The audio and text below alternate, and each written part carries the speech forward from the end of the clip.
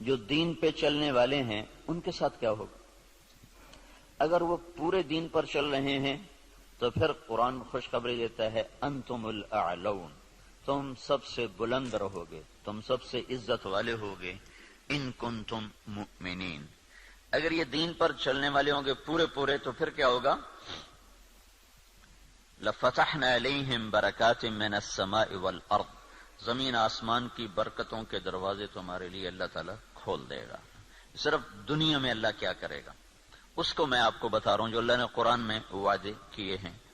اگر تم پر کوئی دشمن چڑھ آتا ہے تو وَكَانَ حَقًّا عَلَيْنَا نَصْرُ الْمُؤْمِنِينَ، پھر میرے ذمے ہے میں تمہاری مدد کروں، اور اگر اللہ تمہاری مدد کرے تو پھر کیا ہوگا؟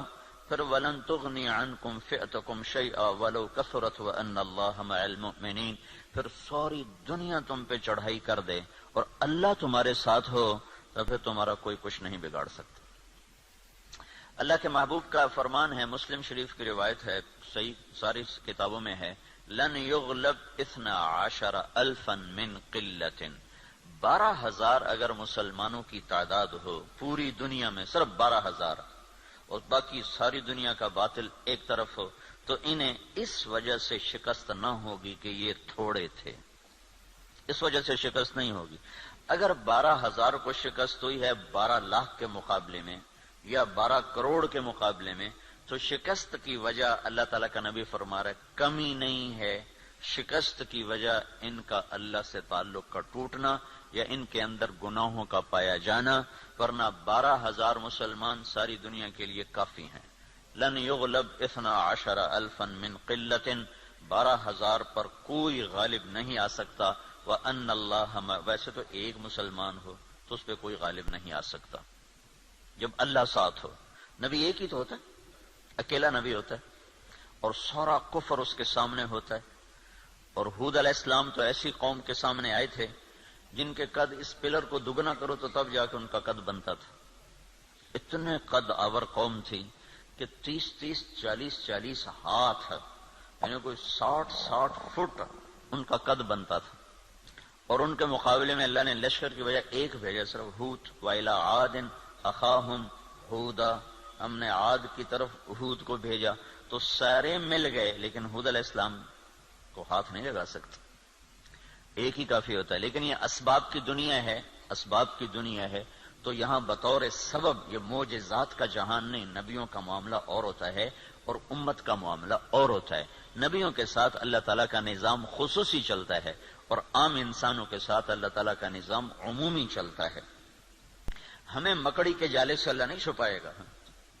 کافر پہنچ گئے اور سامنے کھڑے ہوئے ہیں، اور وہ جب آپ ہجرت کی رات نکلے 27 صفر نبوت کے 14ویں سال، رات کو نکلے اور جا کر غار ثور میں چھپے، تو کھوجی پاؤں کو دیکھتے دیکھتے غار پر پہنچ گیا لوگوں کو لے کر کہ یہاں پاؤں کا نشان ہے، لیکن اس کے پہنچنے سے پہلے اللہ نے ایک بیل اٹھائی، اس بیل میں مکڑیوں کو بھیجا، مکڑیوں نے جالا تن دیا اور ایک کبوتری نے انڈے دے دیے، جتنی دیر میں یہ لوگ پہنچے اتنی دیر میں یہ کام ہو چکا تھا۔ اب آگے کھوجی کہنے لگا پاؤں کا نشان یہاں تک، تو ابی بن خلف کہنے لگا یہ جالا تو محمد کی پیدائش سے بھی پہلے کا ہے، تو ہمیں کہاں لے کر آ گیا؟ اور دوسرا پھر آپ سامنے ہیں، یہ نہیں کہ کوئی چھپے میں غار ثور کو ٹیڑھا میں سیدھا ایسے چوڑا سا دہانا ہے اور اس کے سامنے بیٹھا ہوا آدمی نظر آتا ہے، یہ اللہ کا خصوصی نظام ہے، یہ عام انسانوں کے ساتھ نہیں چلتا۔ اس لیے اللہ کے نبی نے سبب کی دنیا کے لیے فرمایا کہ 12,000 اگر مسلمان ہوں تو انہیں کمی کی وجہ سے شکست نہیں ہو سکتی۔ اسکندریہ بڑا مضبوط شہر تھا مصر کا، اس کو فتح ہونے میں دیر ہو گئی اور مسلمانوں کا لشکر تھا 4,000 کا، تو حضرت عمرو بن عاص رضی اللہ تعالیٰ عنہ نے عمر رضی اللہ تعالیٰ عنہ کو خط لکھا کہ یہاں بہت بڑا لشکر ہے اور میں 4,000 کے ساتھ ان کا مقابلہ نہیں کر سکتا، آپ میری مدد کے لیے فوج روانہ کرو۔ تو عمر رضی اللہ تعالیٰ عنہ نے 4,000 اور بھیج دیے، 4,000، اور ان 4,000 کے ساتھ 4 آدمی ہیں، ایک زبیر بن عوام اور ایک مقداد بن اسود، یہ مہاجرین میں سے، اور عبادہ بن صامت اور مسلمہ بن مخلد یہ انصار میں سے، 2 مدینے کے 2 مکہ کے، ان 4 کو ان کے ساتھ، تو یہ 4000 جمع 4۔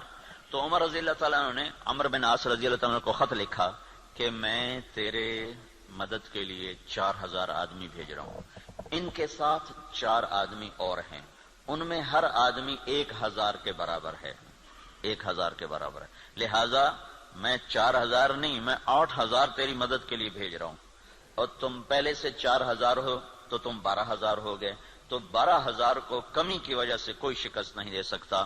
تم جب میرا یہ لشکر پہنچے تو تم سارے مسلمانوں کو آخرت کی ترغیب دو اور اللہ کا نام لے کر قدم بڑھاؤ، اللہ تمہیں فتح عطا فرمائے گا۔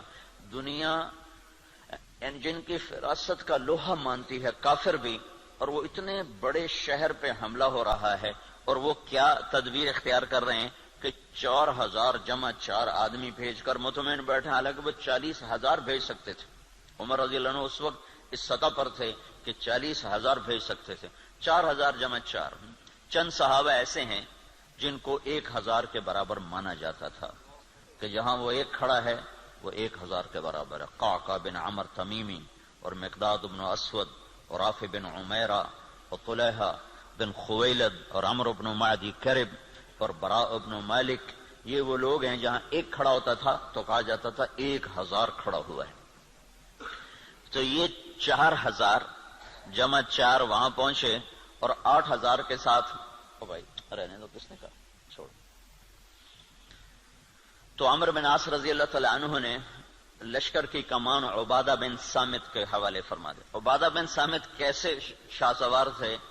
وہ جنگل میں نکل کے تہجد پڑھ رہے تھے، جنگل میں، جنگ کے دنوں میں، تو مصریوں کی ایک ٹولی اوپر سے نا راؤنڈ لگاتی ہوئی آ رہی تھی، 20 گھوڑ سوار، 20 آدمی، 20۔ تو انہوں نے دیکھا کہ ایک عرب سپاہی نماز پڑھ رہا ہے، تو انہوں نے ایک دم حملہ کیا، ان کی تلوار پاس تھی، انہوں نے پیچھے پلٹ کے دیکھا 20 یہ اکیلے ہیں، اور وہ گھوڑ سوار یہ پیدل، انہوں نے تلوار اٹھائی اور 20 میں سے 16 کو قتل کیا، باقی 4 بھاگ گئے۔ جب وہ بھاگے تو پھر اللہ اکبر، پھر نماز شروع کر۔ تو ان کے سر پہ انہوں نے امارت کا امامہ باندھا کہ آج تو بسم اللہ کر۔ تو عبادہ بن صامت رضی اللہ تعالیٰ عنہ بدری صحابہ میں سے ہیں، بدری صحابہ میں سے۔ تو یہ جو 4 آدمی بھیجے تھے، چاروں جنگ بدر کے شریک تھے۔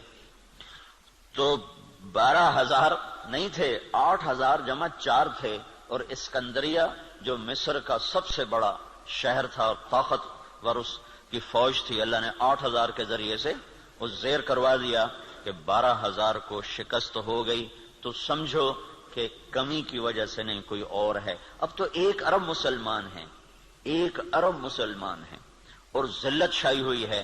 اور اس سے عجب بات یہ ہے کہ دنیا کی سب سے طاقتور چیز اس وقت تیل ہے، تیل کے ساتھ پہیہ گھومتا ہے، تیل کے ساتھ جہاز اڑتا ہے، بم گرانے کے لیے اسے تیل چاہیے۔ ساری دنیا کا 70% تیل اللہ نے مسلمانوں کی زمین کے نیچے رکھا ہوا ہے۔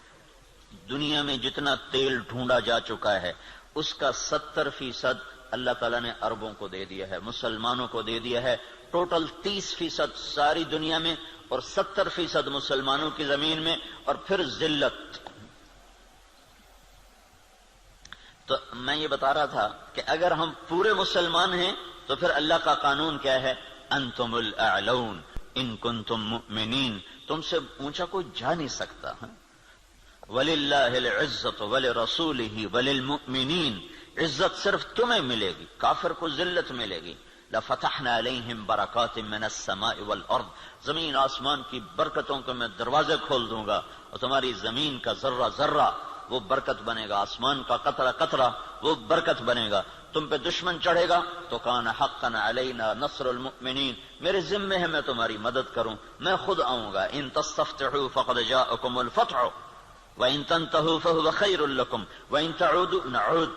اللہ اکبر، یہ جنگ بدر کی آیات ہیں۔ اللہ تعالیٰ کہہ رہا ہے پتہ چل گیا نا تمہیں کہ اللہ کس کے ساتھ ہے؟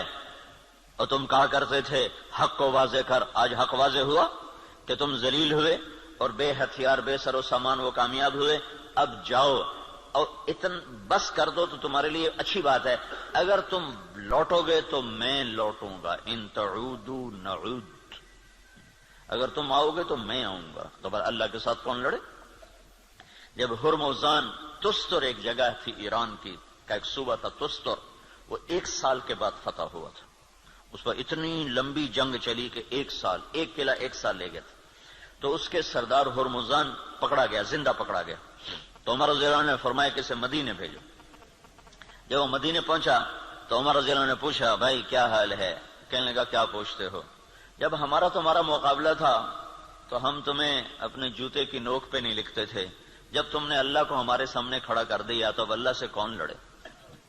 یہ ایک مجوسی ایرانی سردار کی بات تھی، جب اللہ کو سامنے کھڑا کر دیا تو اب اللہ سے کون لڑے؟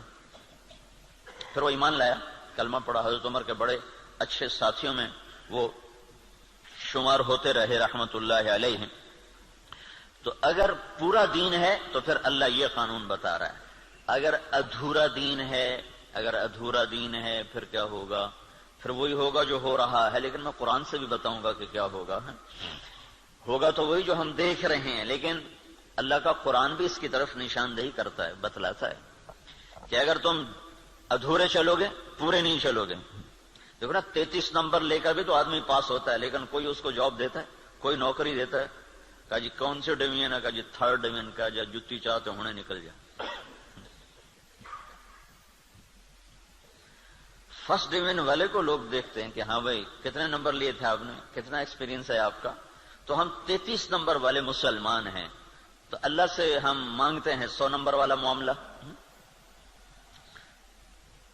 تو اب اللہ تعالیٰ کا قرآن بتاتا ہے، کیا کہتا ہے؟ وَلَنُذِيقَنَّهُمْ مِنَ الْعَذَابِ الْأَدْنَى دُونَ الْعَذَابِ الْأَكْبَرِ لَعَلَّهُمْ يَرْجِعُونَ۔ جب تم ادھورے چلو گے نا، کبھی نماز پڑھی کبھی چھوڑ دی، کبھی روزہ رکھا کبھی چھوڑ دیا، کبھی حلال کھایا کبھی حرام کھایا، کبھی جھوٹ بولا کبھی سچ بولا، کبھی سود پہ چلے کبھی حلال پہ چلے، جب تم یہ سارا گڑبڑ کر دو گے تو پھر میں کیا کروں گا؟ وَلَنُذِيقَنَّهُمْ مِنَ الْعَذَابِ الْأَدْنَى، میں تمہیں چھوٹے چھوٹے عذاب دوں گا، دون العذاب الاکبر، بڑا عذاب نہیں دوں گا۔ بڑا عذاب کیا ہے؟ قرآن کی دوسری آیت فَيُعَذِّبُهُ اللَّهُ الْعَذَابَ الْأَكْبَرَ يَصْلَى النَّارَ الْكُبْرَى، جہنم کی آگ، دوزخ کی آگ، یہ بڑا عذاب ہے اور یہ خوفناک عذاب ہے، اس سے توبہ توبہ۔ اوہو انہا لغا، بھڑکتی ہے، نزاعۃ للشوا، کھال کھینچ دیتی ہے۔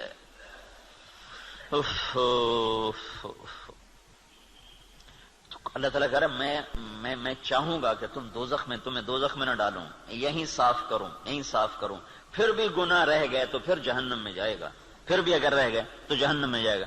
جب کوئی آدمی فرض نماز چھوڑ دیتا ہے اور پھر وہ توبہ نہیں کرتا، چھوڑی جاتا ہے تو اس کے نام کا ایک دروازہ جہنم میں کھول دیا جاتا ہے، اسے اس دروازے میں سے گزرنا پڑے گا چاہے ایمان پہ خاتمہ ہو۔ اللہ تعالیٰ کے نبی جب معراج پر گئے تو ایک جگہ دیکھا لوگ الٹے لٹکے ہوئے نا، تو ان کو نیچے سے آگ جلا رہی، ان کے پاؤں بندھے ہوئے رسے سے اور ان کو نیچے آگ جلا رہی۔ تو آپ نے پوچھا یہ کون لوگ ہیں؟ کہا جو روزہ نہیں رکھتے تھے۔ تو روزہ نہ رکھنا یہ تو مسلمان کے لیے، کافر سے تو روزہ مطلوب نہیں۔ ایک جگہ آپ نے دیکھا ایک آدمی لیٹا ہوا ہے تو ایک فرشتے کا ہاتھ میں پتھر ہے بہت بڑا، اس کے سر کے اوپر مارتا ہے، اس کا سر کیما ہو جاتا ہے، پتھر دور جا گرتا ہے، وہ پتھر اٹھانے جاتا ہے، واپس آنے تک اس کا سر ٹھیک ہو جاتا ہے، وہ پھر اس کے سر پہ پتھر مارتا ہے، وہ پھر کیما ہو جاتا ہے۔ تو آپ نے پوچھا یہ کون ہے؟ کہ یہ وہ جو عشاء کی نماز پڑھے بغیر سو جاتا تھا، جو عشاء پڑھے بغیر، اور لاکھوں کروڑوں مسلمان ایک نماز بھی نہیں پڑھتے، عشاء کی کیا بات ہے، ایک بھی نہیں پڑھتے۔ تو بڑا عذاب آگے کا ہے، بہت خوفناک ہے، بہت خوفناک ہے۔ آگے آپ گئے تو آپ نے دیکھا ایک آدمی کا پیٹ ہے جیسے گنبد ہوتا ہے، گنبد کی طرح بڑا پیٹ ہے، اس پیٹ کے اندر سانپ گھسے ہوئے ہیں اندر، اور اس کو اندر سے ڈس رہے ہیں، اس کی چیخ و پکار ہے۔ تو آپ نے کہا یہ کون ہے؟ کہا یہ سود کھانے والے۔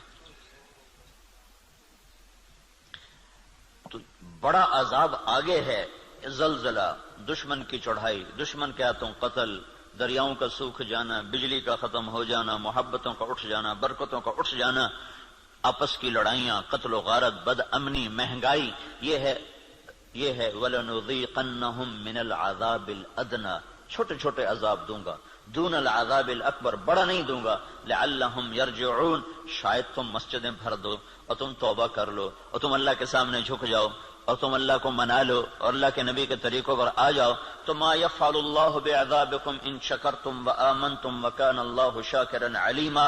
اللہ تعالیٰ فرماتا ہے تمہیں سزا دے کے مجھے کیا خوشی ہوتی، تمہیں سزا دے کے مجھے کیا خوشی ہوتی، تم انسان بنو، جو کہتا ہوں کرو، جس سے روکتا ہوں چھوڑو، تو میں تمہیں عذاب دے کے مجھے کوئی خوشی نہیں ہے، لیکن تم میرے مان کے چلو، میرے بن کے۔ آپ 5000 تنخواہ دے کر اگلے کی کھال اتار دیتے، ذرا سا گڑبڑ کر دے تو اس کی ماں بیٹی نہیں چھوڑتے، اور اللہ تعالیٰ سر سے لے کر پاؤں تک وجود دیتا ہے، ایک سیل ساری دنیا مل کے نہیں بنا سکتی، ایک سیل میں جو جہان کام کر رہا ہے ساری دنیا عاجز ہے اس ایک سیل کا، صرف ایک سیل کا جہان سمجھنے سے دنیا کا انسان عاجز ہے، اور کئی کھرب سیلز جمع ہوتے ہیں تب اللہ ایک انسان بناتا ہے، ہر سیل میں ایک کائنات ہے جس کا نظام اللہ تعالیٰ چلاتا ہے، تو اس کے بعد اس کا اتنا حق نہیں ہے کہ میری مان کے چل، میری مان، اطیع اللہ و اطیع الرسول، اللہ کی مانو اور اللہ کے رسول کی مانو، اپنی مرضی پہ نہ چل۔ اور پھر اس میں اللہ تعالیٰ ایک ہمارے ساتھ سودا کرتا ہے کہ عبدی انت ترید وانا ارید ولا يكون الا ما ارید فان سلمت لي فيما ارید كفيتك فيما تريد وان لم تسلم لي فيما ارید اتعبتك فيما تريد ولا يكون الا ما ارید۔ اے میرے بندے، ایک تیرا ارادہ ہے، ایک تیرے رب کا ارادہ ہے، جو تو چاہتا ہے وہ اللہ کے ارادے کے بغیر نہیں ہو سکتا، جو اللہ چاہتا ہے وہ تمہارے بغیر کر دیتا ہے۔ تو ایک کام کرو، یہ اس چند روزہ زندگی میں جو میں کہوں کرتے جاؤ کرتے جاؤ کرتے جاؤ کرتے جاؤ، یہ نہ دیکھو کہ نفع کیا ہے نقصان کیا ہے، یہ دیکھو کہ اللہ کیا چاہتا ہے اور اللہ کا رسول کیا کہتا ہے، بس تم یہ کرتے جاؤ تو کیا ہوگا، کفیتک فیما ترید، جو تم چاہو گے میں کر دوں گا۔ وَإِن لَّمْ تُسَلِّمْ لِي فِيمَا أُرِيدُ، اگر تم نے یہ نہ کیا تو أَتْعَبْتُكَ فِيمَا تُرِيدُ وَلَا يَكُونُ إِلَّا مَا أُرِيدُ، تو پھر میں تمہیں تیری چاہتوں میں تھکا دوں گا، تو جو خوار کر دوں گا اور ہوگا وہ جو تیرا رب چاہتا ہے۔ تو ادھورے دین پر کیا ہوتا ہے، ادھورے دین پر ہاں اللہ تعالیٰ یوں کہتا ہے ضرب اللہ مثلا قریة كانت آمنة مطمئنة يأتيها رزقها رغدا من كل مكان فكفرت بأنعم الله فأذاقها الله لباس الجوع والخوف بما كانوا يصنعون۔ جب تم دین پر چلتے ہو تو اللہ کہتا ہے میں خوف دور کر دیتا ہوں، ولا يبدلنهم من بعد خوفهم امنا، میں خوف دور کرتا ہوں، امن قائم کرتا ہوں، بے برکتی دور کرتا ہوں، برکتیں لے کر آتا ہوں۔ اور جب تم بگڑتے ہو تو پھر میں کیا کرتا ہوں کہ میں ساری برکتیں واپس لیتا ہوں، پھر اور کیا کرتا ہوں، پھر میں خوف طاری کرتا ہوں اور بھوک طاری کرتا ہوں۔ فَأَذَاقَهَا اللَّهُ لِبَاسَ الْخَوْفِ وَالْجُوعِ، جب تم میری مانتے ہو تو زمین آسمان تمہاری نوکری کرتے ہیں، اور جب تم پھر ٹکراتے ہو تو پھر کیا ہوتا ہے کہ میں برکتیں واپس لیتا ہوں اور بھوک اور خوف کا لباس پہنا دیتا ہوں۔ دیکھو یہاں لباس کا ہے، لباس ہے، لباس سارے جسم پر ہوتا ہے، خوف دل کی کیفیت کا نام ہے اور بھوک پیٹ کی کیفیت کا نام ہے۔ صرف پیٹ میں بھوک ہوتی ہے اور سارا بدن بے قرار ہوتا ہے، صرف دل میں خوف ہوتا ہے اور سارا بدن بے قرار ہوتا ہے۔ اور اگر جسم کے ایک ایک رونگٹے میں بھوک پڑ جائے اور ایک ایک رونگٹے میں بھوک ڈال دی جائے اور ایک ایک رونگٹے میں اللہ تعالیٰ خوف ڈال دے تو پھر اس آدمی کا کیا حال ہوگا، یا اس معاشرے کا کیا حال ہوگا جس کے روئے میں خوف اور بھوک کو ڈال دیا جائے۔ تو یہ اللہ تعالیٰ چھوٹے عذاب کی نشاندہی کر رہا ہے اپنی کتاب میں، اپنے قرآن میں، کہ جب تم نافرمانیاں کرتے ہو تو ظہر الفساد فی البر والبحر، زمین و آسمان میں، بر خشکی اور تری میں، کبھی سمندروں میں موجیں اٹھتی ہیں، کبھی زمین کی برکتیں گم ہو جاتی ہیں، کبھی زمین کپ کپاتی ہے، کبھی پہاڑ لرز جاتے ہیں، کبھی آسمان بے موسم بارشوں پہ اتر آتا ہے، کبھی ہوائیں پاگل ہو جاتی ہیں، کبھی محبتیں مٹ جاتی ہیں۔ یہ کیوں ہوتا ہے جب تم بما کسبت ایدی الناس، یہ تمہارے اپنے ہاتھوں کی کمائی سے ہوتا ہے، تمہارے اللہ کا نہ ارادہ نہیں، تمہارے اپنے ہاتھوں سے ہوا ہے. بما کسبت ایدی الناس، یہ تمہارے اپنے ہاتھوں کی وجہ سے ہے. لیذیقہم بعد الذی عملوا، اللہ کہہ رہا ہے یہ تمہارے پوری سزا نہیں ہے، چھوٹی سزا، تھوڑی سزا، تھوڑی سزا کہ تم اللہ کی طرف رجوع کرو. تو بھائیو، مکمل دین ہے تو اللہ کا قانون اور ہے، ادھورا دین ہے اللہ تعالیٰ کا قانون اور ہے. زمین آسمان اللہ کے ہیں، قانون بھی اللہ کا چلتا ہے. زمین آسمان اللہ کی بادشاہی ہے، حکم بھی میرے اللہ کا چلتا ہے. یہاں کوئی پر نہیں مار سکتا، دم نہیں مار سکتا. ایک کتاب میں نے حدیث پڑھی، اللہ تعالیٰ نے ایک نبی سے فرمایا یاد رکھ تیرے بدن پہ جو مکھی بیٹھتی ہے نا وہ بھی تیرے رب کی اجازت سے بیٹھتی. اور قرآن دیکھو، ما تسقط من ورقۃ الا يعلمها، پتے کو کہو کہ اللہ کی مرضی کے بغیر گر کے دکھا دو.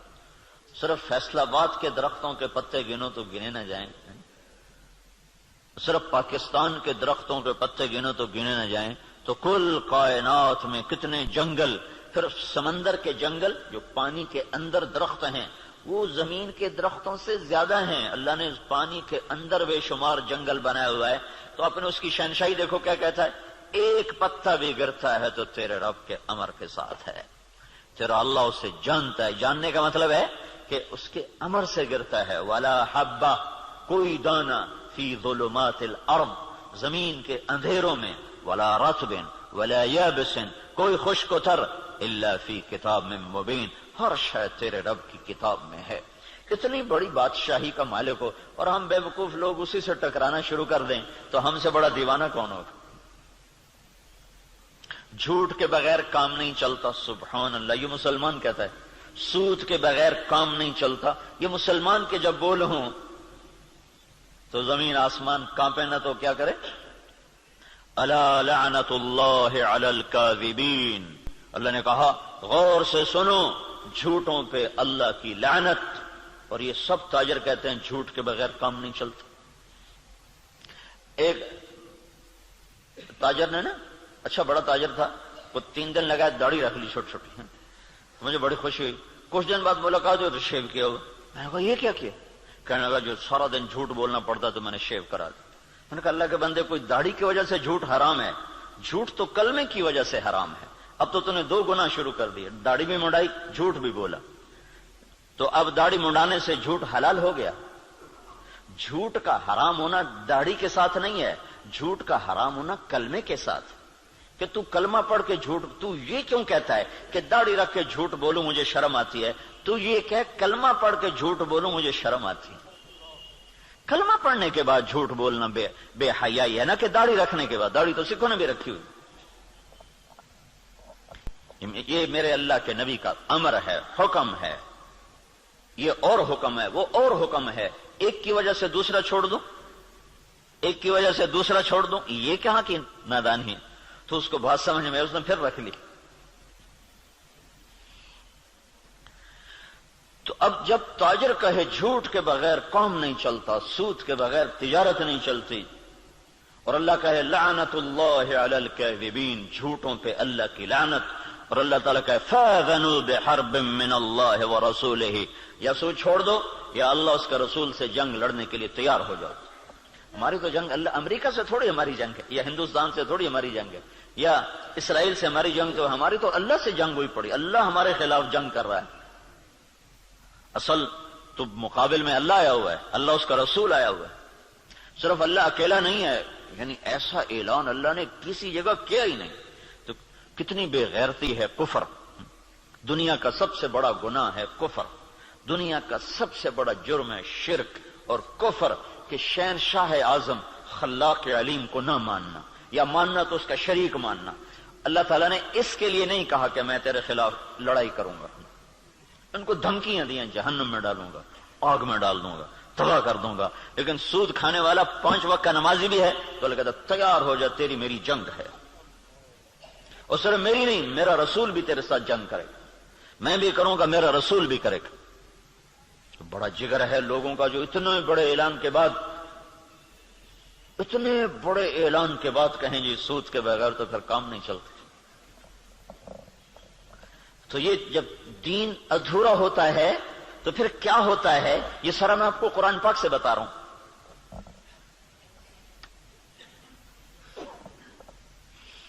ہائے ہائے میرے بھائیو، اگر اللہ کے رسول کی ہمیں پشت پناہی نہ ہوتی تو اللہ کی قسم ہم بندر خنزیر بن چکے ہوتے۔ دعا دو اس مدینے والے کو جو اتنا رویا ہے۔ کوئی نبی اتنا نہیں رویا کہ اللہ کو جبریل بھیجنا پڑے کہ بس کر اتنا نہ رو، کوئی نبی اتنا نہیں رویا ہے، اور تمہارا نبی اتنا رویا ہے کہ ایک دفعہ نہیں سینکڑوں دفعہ جبریل آیا ہے، یا رسول اللہ، اللہ کہہ رہا ہے اتنا نہ رو۔ اور اس کو چھوڑو، قرآن کی گواہی سنو، قرآن کی جو قیامت تک پڑھا جائے گا، قیامت تک پڑھا جائے گا، اور ہر گھر میں ہے۔ حدیث پاک تو انہی کے گھر میں ہوگی جس کو تھوڑا حدیث کا علم ہے، لیکن قرآن تو ہر پڑھے لکھے ان پڑھ کے گھر میں ہوتا ہے۔ تو میرا اللہ قرآن میں اپنے نبی سے کہتا ہے فَلَا تَذْهَبْ نَفْسُكَ عَلَيْهِمْ حَسَرَاتٍ، میرا نبی یہ انسانوں کے لیے اتنا نہ رو کے روتے روتے تو خود ختم ہو جائے۔ یہ اگر ان کے آنسو نہ ہوتے اور ان کی دعائیں نہ ہوتی اور ان کا رونا دھونا نہ ہوتا تو اللہ ہم پر بھی ایسے ہی رندہ چلاتا جیسے پہلی قوموں پہ رندہ چلا کہ بندر بنا دو، خنزیر بنا دو، پتھروں سے دبا دو، پانیوں سے بہا دو، ہواؤں سے اڑا دو، کر دیتا۔ اللہ کی ہم سے کیا رشتہ داری، کیا تعلق؟ ان اللہ لغنی عن العالمین، اللہ کہ میں سب سے بے نیاز، سب سے غنی، سب سے پہلا رسول نوح علیہ الصلوۃ والسلام، اور 5 بڑے رسولوں میں ایک نوح علیہ السلام، ابراہیم علیہ السلام، موسیٰ علیہ السلام، عیسیٰ علیہ السلام، محمد صلی اللہ علیہ وسلم، 5 بڑے رسولوں میں 1,24,000 نبی اور رسول، 313 رسول، پھر 313 میں 5 سب سے نمبر اعلیٰ نمبر، ان میں سب سے بڑے محمد الرسول اللہ صلی اللہ تعالی علیہ وسلم ہیں۔ تو اللہ تعالیٰ نوح علیہ السلام سے اللہ نے کہہ دیا انی اعظک ان تکون من الجاہلین۔ اللہ اکبر، اللہ اکبر۔ نوح دوبارہ سفارش کی تو نبوت جا سکتی ہے، اللہ اکبر، حالانکہ اللہ نے لینی نہیں تھی، لیکن اللہ نے اپنی بے نیازی دکھائی ہے کہ میں نے تمہیں کہا تھا کافر کے لیے دعا نہ کرنا، کافر کے لیے دعا نہ کرنا، اور یہ کافر ہے، انہ لیس من اہلک انہ عمل غیر صالح فلا تسألنی ما لیس لک به علم انی اعظک ان تکون من الجاہلین۔ اس لیے تو نوح علیہ السلام قیامت کے دن کہیں کہ میں نہیں آج سفارش کر سکتا، میں نے اپنے بچے کے لیے دعا مانگی تھی، اور نوح علیہ السلام کو پتہ نہیں تھا کہ یہ کافر ہے، اگر پتہ ہوتا تو کبھی نہ مانگتے، اس لیے انہوں نے کہا لا تکن من الکافرین، اگر پتہ ہوتا تو کہتے لا تکن من الکافرین، انہیں پتہ نہیں تھا، وہ منافق تھا، کہ لا تکن مع الکافرین، مع اور من، مع کا مطلب تھا کہ تو مسلمان ہے تو کافروں کے ساتھ کیوں جا رہا ہے، ان کو معلوم نہیں تو اس نے اپنا کفر چھپائے رکھا، اگر معلوم ہوتا تو پھر کہتے لا تکن من الکافرین، کافروں میں سے مت ہو۔ کہا نوح دوبارہ بات نہیں کرنی ہے، دوبارہ نہیں بات کرنی ہے، تو اللہ تو اتنا بے نیاز ہے، تو ہماری کیا حیثیت؟ یہ تو اس سے محمد مصطفیٰ سے اللہ نے پیار ہی ایسا کیا ہے کہ اس کے طفیل ہم بھی نبھ گئے، اور ہماری بھی لاٹری نکل آئی کہ اللہ نے ہمیں حضرت محمد صلی اللہ تعالی علیہ وسلم کا امتی بنا دیا، اور ان کی دعائیں بیچ میں حائل ہو گئیں، یا رب امتی امتی، یا رب امتی امتی، آخر ایک رات آپ رو رہے ہیں اور کہہ رہے ہیں یا اللہ، ابراہیم علیہ السلام نے کہا تھا فَإِنَّهُ مِنِّي وَمَنْ عَصَانِي فَإِنَّكَ غَفُورٌ رَحِيمٌ، یا اللہ جو یہ آپ نے بات دہرائی قرآن کی آیت، پھر کہا یا اللہ عیسیٰ علیہ السلام نے تجھ سے کہا تھا ان تعذبهم فإنهم عبادك وإن تغفر لهم فإنك أنت العزيز الحكيم، اے میرا رب تو انہیں معاف کر دے، تو مہربان ہے، تو انہیں پکڑ لے تو رب ہے، عذاب دینا تجھے حق ہے، معاف کرنا بھی تیری رحمت ہے، تیری مرضی ہے۔